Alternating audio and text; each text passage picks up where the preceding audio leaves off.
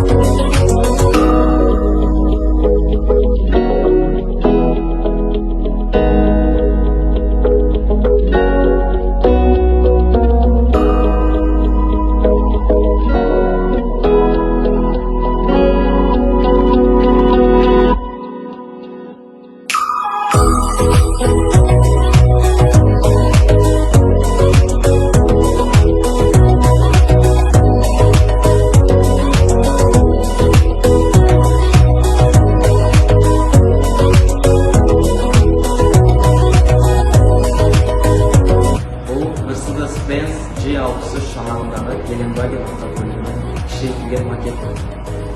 Бұл макеттің басқа макеттерге қарағанда ерекшелігі, бұл Arduino Uno бағдарламалық құралдастырылған және тағы да басқа техникалық жабдықтармен жабдықталуы қозғалысқа түседі.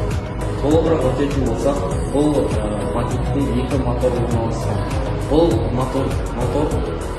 Бұл мотордың біріншісі баяу бағытта жұмыс жасайды, ал екіншісі жылдамдатылған баяу бағытта жұмыс жасайды. Ендігі біздің жұмысымыз бұл автокөліктің сыртын әрлеп, әдемілеу.